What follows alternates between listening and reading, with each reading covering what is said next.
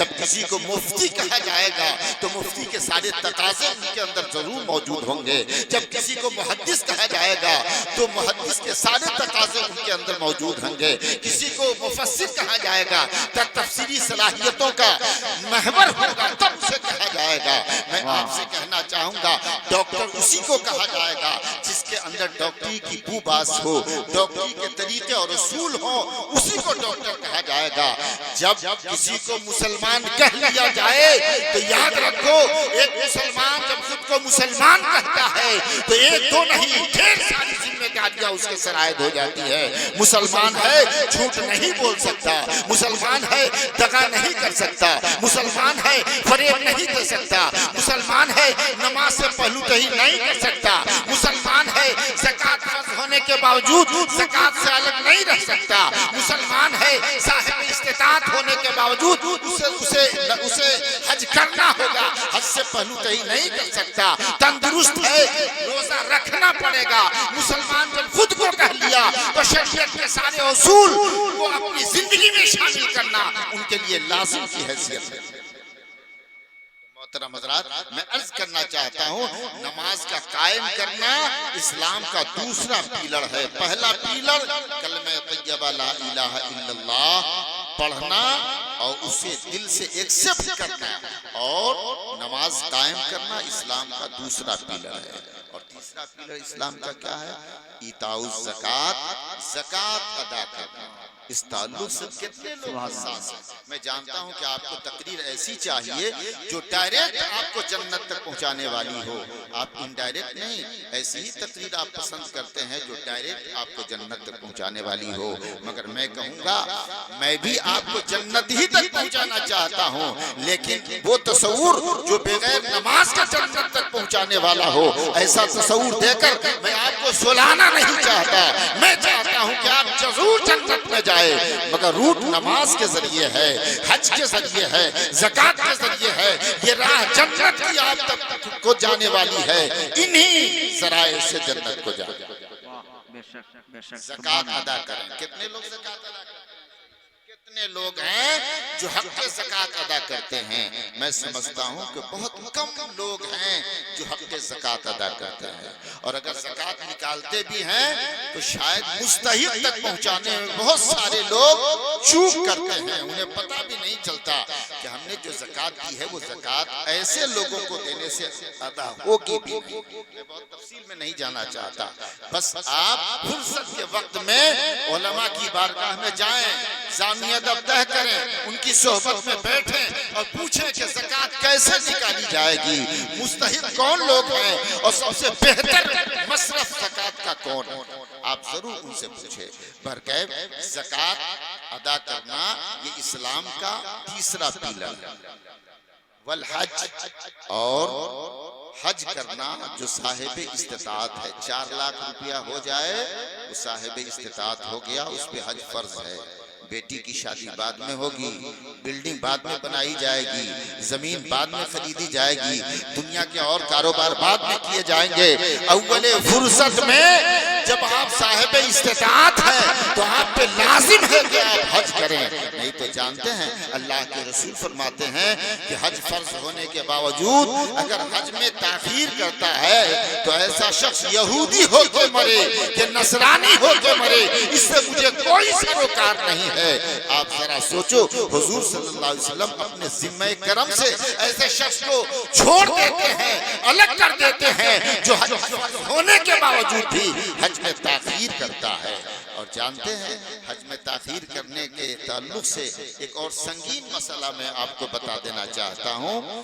چاند کی گواہی ایسا شخص جو 5 وقت نمازی ہو, جو تہجد گزار ہو, جو سچ بولنے کا عادی ہو, بظاہر ایسا کوئی عمل نہ لگے کہ خلاف شرع کرتا ہے, لیکن وہ صاحب استطاعت ہو چکا تھا, چند سالوں تک صاحب استطاعت ہونے کے باوجود وہ حج نہ کر سکا. تو ذرا مفتی صاحب سے پوچھئے کہ چاند کی رویت کی گواہی ایسا شخص جس کے چند سالوں سے حج فرض ہے اور وہ حج فرض کو ادا نہیں کرتا, نمازی ہے, کبھی نماز سے وہ الگ نہیں رہتا ہے, 5 وقت نماز جماعت سے پڑھتا ہے، سچ بولنے کا عادی ہے، بظاہر کوئی فسق کا کام نہیں کرتا ہے، لیکن جب چند سالوں تک وہ حج پہ فرض ہونے کے باوجود نہیں جاتا ہے تو فاسق مولد مردود الشہادہ ہو جاتا ہے۔ نمازی ہونے کے باوجود، داڑھی رکھنے کے باوجود بھی اگر گواہی دے گا تو ان شرع اس کی گواہی نہیں بنتی۔ اس لیے جب حج فرض ہو جائے تو حج ضرور کرنا چاہیے۔ تو حج اسلام کا چوتھا رکن ہے، چوتھا پیلر ہے۔ اور روزہ رکھنا، روزہ رکھنا، رمضان کا روزہ رکھنا یہ بھی اسلام کا رکن ہے، اور یہ پانچواں رکن ہے۔ کتنے پیلر ہو گئے؟ 5 پیلرز ہیں اسلام کے۔ اب میں آپ سے کہنا چاہوں گا، ایک ایسا شخص تھا جو اپنے گھر کے پیلروں کو توڑ رہا تھا، مسمار کر رہا تھا، بلڈوز کر رہا تھا، اور وہ اپنے پیر صاحب سے کہہ رہا تھا کہ حضرت دعا کر دیجئے تاکہ ہماری چھت گرنے نہ پائے، آپ دعا کر دیجئے تاکہ ہماری چھت فضا میں معلق رہے، گرنے نہ پائے۔ پیر صاحب نے کہا کہ تم پاگل ہو گیا ہے کیا؟ کبھی ایسا ہو سکتا ہے کہ پیلروں کو توڑ دیا جائے اور چھت اپنی جگہ پہ باقی رہے؟ ایسا کبھی نہیں ہو سکتا۔ پیلر جب نہیں رہیں گے تو چھت اپنی جگہ کبھی نہیں باقی رہ سکتی۔ اب میں آپ سے پوچھنا چاہوں گا، آپ کہتے ہو کہ مذہب اسلام کو باہری طاقتیں نقصان پہنچا رہی ہیں، مذہب کو باطل قوتیں ڈیمیج کر رہی ہیں۔ میں کہوں گا کہ آپ اپنے مذہب اسلام کو برباد کرنے کی کوششیں کرتے ہیں اور طریقے اختیار کرتے ہیں اور ٹھیکہ غیروں پہ پھوڑتے ہیں کہ غیر ہمارے مذہب کو نقصان پہنچاتے ہیں۔ میں کہوں گا جتنا نقصان ہم نے اپنے کردار و عمل سے مذہب کو پہنچایا ہے، غیروں نے اتنا نقصان نہیں پہنچایا ہے۔ کون ہے باہری طاقت جو آپ کو کہتی ہے کہ آپ جھوٹ بولیں؟ کون کہتا ہے آپ کو کہ آپ زکوٰۃ نہ دیں؟ کون کہتا ہے آپ کو کہ آپ نماز نہ پڑھیں؟ کون کہتا ہے کہ اپنے سستوں سے مسجدوں کو آباد نہ کریں؟ کون کہتا ہے کہ حج نہ کریں؟ یہ سارے کام ہم اپنے اختیار سے نہیں کر کے مجرم ہوتے ہیں اور اپنے ہاتھوں مذہب اسلام کے ستون کو مسمار کرتے ہیں اور کہتے ہیں کہ ہمارا اسلام باقی رہے گا۔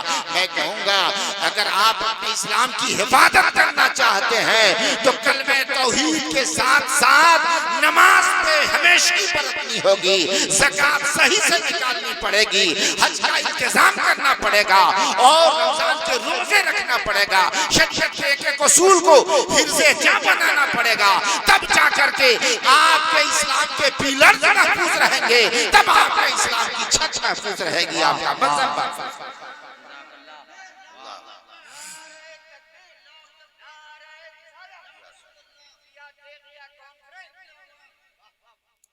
تو محترم حضرات، اگر آپ چاہتے ہیں ہر برائی مذہب کو نقصان پہنچاتی ہے، ہر گناہ مذہب کو ڈیمیج کرتا ہے، اے لوگوں جھوٹ بولنا گناہ ہے، آپ کا مذہب مجروح ہوتا ہے، غیبت کرنا گناہ ہے، اس سے آپ کا مذہب کمزور ہوتا ہے، فریب دینا گناہ ہے، اس سے آپ کا مذہب کمزور ہوتا ہے، نماز پڑھنا گناہ ہے، اس سے آپ کا مذہب کمزور ہوتا ہے، شراب پینا گناہ ہے، اس سے آپ کا مذہب کمزور ہوتا ہے۔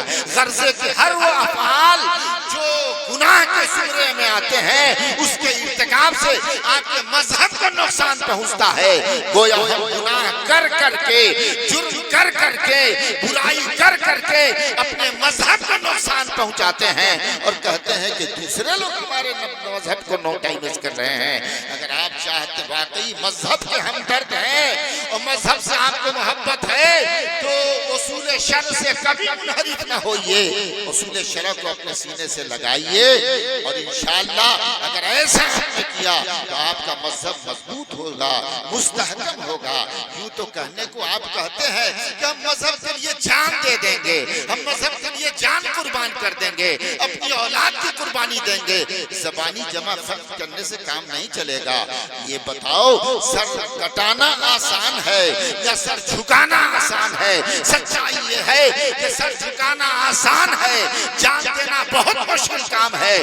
جو قوم رب کے حکم کے باوجود مسجدوں میں جا کر اپنا سر نہیں جھکانے کا حوصلہ کر سکتی ہے، بھلا ایسی قوم سے سر کٹانے کے جذبے کی امید کیسے کی جا سکتی ہے؟ اس لیے اگر آپ دنیا کو باور کرانا چاہتے ہیں کہ ہم وہ قوم ہیں کہ مذہب کی حفاظت کے لیے اپنا سر کٹانے کے لیے تیار ہے، تو سب سے پہلے سر جھکا کر دنیا کو باور کرائیے کہ جو قوم رب کے حکم پر سر جھکانا جانتی ہے، رب کے حکم پر وہ سر کٹانا جانتی ہے۔ محترم حضرات، ایک حدیث سناتا ہوں، پھر تقریر ختم ہوگی۔ ان ابی ہریرہ قال قال رسول اللہ صلی اللہ علیہ وسلم الایمان بضع وسبعون شعبہ فافضلها قول لا الہ الا اللہ وادناها اماطۃ الاذى عن الطریق والحیاء شعبۃ من الایمان۔ بس اتنے پہ تقریر ختم ہو جائے۔ حضرت ابو ہریرہ سے مروی ہے، وہ فرماتے ہیں کہ اللہ کے رسول صلی اللہ علیہ وسلم نے ارشاد فرمایا کہ ایمان کی کچھ اور 70 شاخیں ہیں، کچھ اور 70 شاخیں ہیں۔ فَأَفْضَلُهَا قَوْلُ لَا إِلَهَ إِلَّا اللَّهُ، تو سب سے اعلیٰ شاخ، سب سے اونچی شاخ کیا ہے؟ لا الہ الا اللہ پڑھتے رہنا۔ لا الہ الا اللہ پڑھتے رہنا، یہ ایمان والوں کی شان ہے، ایمان والوں کی شان ہے۔ خلوت و جلوت میں لا الہ الا اللہ، دن کے اجالے میں لا الہ الا اللہ، رات کی تاریکی میں لا الہ الا اللہ، بزم میں لا الہ الا اللہ، رزم میں لا الہ الا اللہ۔ گویا کہ لا الہ الا اللہ کے ورد کو حرز جا بنا لیا جائے۔ جو بزرگوں کی صفت رہی ہے، ہمیشہ ان کی زبان لا الہ الا اللہ سے تر رہا کرتی تھی، ذکر خدا و مصطفیٰ سے تر رہا کرتی تھی۔ تو سب سے اونچی شاخ 70 شاخوں میں لا الہ الا اللہ پڑھتے رہنا، پڑھتے رہنا۔ آپ نے دیکھا ہوگا اللہ والوں کی زبان ہمیشہ چلتی رہتی ہے، درود شریف پڑھتے رہتے ہیں، کبھی کلمہ شریف پڑھتے رہتے ہیں۔ تو کلمہ شریف پڑھتے رہنا یہ ایمان والوں کی شان ہے، اور یہ ایمان کا کہ جو 70 شعبے ہیں، 70 شاخیں ہیں، ان شاخوں میں سب سے اونچی شاخ لا الہ الا اللہ محمد رسول اللہ پڑھتے رہنا۔ ادناها اماطۃ الاذى عن الطریق، اور 70 شاخوں میں جو سب سے نچلی شاخ ہے، توجہ چاہتا ہوں، 70 شاخوں میں جو سب سے نچلی شاخ ہے وہ کیا ہے؟ راستے سے تکلیف دینے والی چیز کو دور کرنا۔ کیا ہے؟ توجہ سے سماعت کیجئے۔ میں جانتا ہوں آپ نغمہ زیادہ سننا چاہتے ہیں، آج وہ بھی نہیں سن رہے، نعت شریف بھی آپ صحیح سے نہیں سن رہے ہیں۔ نعت سنیے اس طرح کہ آپ کی روح کہے، روح کیوں گوش پر آواز ہوئی جاتی ہے، مجھ کو سرکار دو عالم نے پکارا تو نہیں۔ نعت رسول کو نعت رسول کی طرح سنیے بھی، اور نعت رسول کی طرح پڑھی بھی جائے۔ حالات بڑے خطرناک ہیں، آپ ذکر خدا و مصطفیٰ سننے کے لیے تیار نہیں ہیں۔ ہمارے شعراء کو بھی بڑی محنت کرنی پڑ رہی ہے سنانے کے لیے، یہ اچھی بات نہیں ہے۔ ہمارے شعراء جب پڑھیں تو آپ اس طرح رہیے کہ آپ کا جسم فاتحہ آباد کی زمین پہ ہے، مگر دل و دماغ گنبد خضرا کا طواف کر رہا ہے۔ اس شان سے اگر کلام سنیں گے تو کیف طاری ہوگا، وجہ طاری ہوگا، اور جو منزلیں بہت دیر سے طے ہوتی ہیں بڑی آسانی سے آپ کی منزلیں طے ہو گئی۔ تو بہرکیف میں عرض کرنا چاہتا ہوں، سماعت کیجئے، بس آخری مرحلہ ہے میری تقریر کا۔ اللہ کے رسول نے فرمایا کہ ایمان کی 70 اور شاخیں ہیں، سب سے اونچی شاخ لا الہ الا اللہ پڑھتے رہنا ہے، اور سب سے نچلی شاخ اماطۃ الاذى عن الطریق، راستے سے تکلیف دہ چیزوں کو ہٹانا ہے، دور کرنا ہے۔ راستے سے تکلیف دینے والی چیز کو ہٹانا ہے۔ وہ لوگ جو دہشت گردی کا لیبل مذہب اسلام پہ چسپاں کرتے ہیں، نبی کونین کے اس فرمان سے سبق حاصل کریں۔ وہ نبی جس نے اپنے ماننے والوں کو پیغام دیا ہو کہ راستے سے روڑا ہٹا دینا ثواب کا کام ہے، کانٹے پڑے ہوں ان کانٹوں کو ہٹا دینا ثواب کا کام ہے، گڑھا ہو گڑھا کو پاٹ دینا ثواب کا کام ہے۔ اب میں کہنا چاہوں گا، راستے سے چلنے والا کون ہوتا ہے؟ کسی دھرم کا ماننے والا، کسی مذہب سے کا ماننے والا، راہی کوئی بھی ہو سکتا ہے۔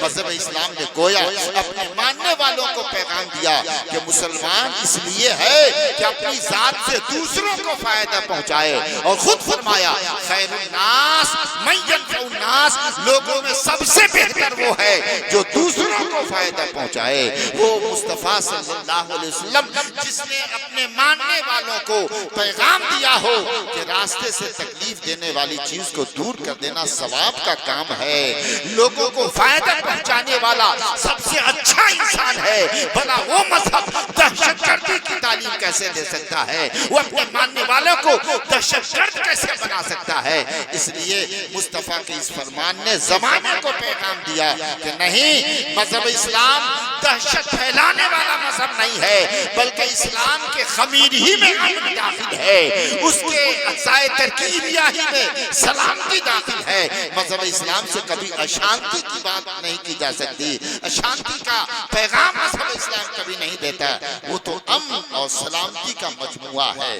محترم حضرات، میں عرض کرنا چاہتا ہوں، بس یہی پہ ایک ٹھہریے، ایک ملک ہے غالباً وہ غرناطہ کی بات ہے، غرناطہ کے چوراہے پہ ایک بھیڑ جمع تھی، ایک پادری آتا ہے، پوچھتا ہے کیا بات ہے، لوگ اکٹھے ہیں، کیا ہوا؟ کہا کہ ہوا یہ کہ ایک بڑا سا پتھر پڑا تھا، ایک شخص آیا، ٹکرایا، زمین پہ گرا اور اس کی روح نکل گئی، وہ مر گیا۔ ایسے وقت اس پادری نے کہا اے کاش اس راستے سے کوئی مسلمان گزرا ہوتا تو اس شخص کی موت نہیں ہوتی۔ ایسے وقت میں لوگوں نے کہا آپ تو بہت زیادہ اسلام کے خلاف بولتے تھے، مگر آج کیا ہوا کہ آپ کہتے ہو کہ اگر مسلمان اس راستے سے گزرا ہوتا تو اس شخص کی موت نہیں ہوتی؟ کہا اس لیے کہ فاؤنڈر آف اسلام، بانی اسلام جناب محمد رسول اللہ صلی اللہ علیہ وسلم نے فرمایا کہ راستے سے تکلیف دینے والی چیز کو دور کر دینا ثواب کا کام ہے۔ اگر کوئی مسلمان اس راستے سے گزرا ہوتا تو ضرور وہ پتھر ہٹا دیا ہوتا، نہ پتھر ہوتا، نہ یہ ٹکراتا، نہ اس کی روح اسی سے پرواز کرتی۔ اس لیے میں نے کہا کہ کوئی مسلمان گزرا ہوتا تو ایسی صورت میں اس کی موت نہیں ہوتی۔ میں آپ سے کہنا چاہوں گا مذہب اسلام نے تو یہ پیغام دیا ہے اپنے ماننے والوں کو، خیر الناس من ینفع الناس، لوگوں میں سب سے بہتر وہ ہے جو دوسروں کو فائدہ پہنچاتا ہے۔ خواجہ پاک نے غیروں کو فائدہ پہنچایا۔ ہمارے بزرگوں نے یہ نہیں دیکھا کہ آنے والے میری چوکھٹ میں کون سا مذہب لے کے آ رہا ہے، کون سا دھرم لے کے آ رہا ہے، بلکہ آیا ان کی بارگاہ میں جو ضرورت تھی پوری کر دی، جو مانگا عطا کر دیا۔ تو عالم یہ ہے کہ صوفیوں کی تعلیم سے مذہب اسلام خوب پھلا پھولا۔ صرف خواجہ اجمیری کے ہاتھ پہ 90 لاکھ لوگوں نے کلمہ پڑھا۔ یہ خواجہ اجمیری کا کیریکٹر تھا، یہ ان کا کردار تھا، ان کا طرز عمل تھا۔ اس میں اتنی کشش تھی، مقداریت تھی، جو قریب ہوتا تھا ہمیشہ کے لیے قریب ہو جاتا تھا۔ اس لیے میں کہوں گا اگر آج ہم بزرگوں کے نقش قدم پہ چلیں، سرکار سرکاہی نے جو مشن ہمیں اور آپ کو عطا کیا ہے، ہمارے بزرگوں نے جو طرز عمل عطا کیا ہے، اس طرز عمل کو مشعل راہ بنا لیں گے تو قسم خدا کی ہم سیل رواں کی طرف آگے کی طرف بڑھیں گے، سیل رواں کی طرف بڑھیں گے، اور دنیا کی کوئی طاقت ہمیں روک نہیں سکتی۔ اس لیے میں آپ حضرات سے بسط ادب گزارش کروں گا کہ اگر واقعتاً آپ چاہتے ہیں کہ ہمارا اسلام مضبوط رہے اور ہمارے اسلام پر کسی کی للچائی نظر نہ پڑے، اس کو ڈائمیج کرنے کی کوشش نہ کرے، تو سب سے پہلے آپ اسلام کے چاہنے والے ہیں، اسلام کے اصول و ضوابط کو اپنے لیے حرز جاں بنائیں اور اسے ان کے اصولوں کو اپنے سینے سے لگائیں، تو انشاءاللہ تعالی مذہب اسلام مضبوط ہوگا، مستحکم ہوگا، اور یہ کارواں بڑی تیزی کے ساتھ آگے کی طرف بڑھے گا۔ پروردگار عالم میرے ان جملوں کو شرف قبولیت سے امکنار فرمائے اور ہم تمام حضرات کو عمل خیر کی توفیق رفیق بخشے، آمین ثم آمین، بجاہ سید المرسلین وآخر دعوانا ان الحمدللہ رب العالمین۔ السلام علی من اتبع الہدی۔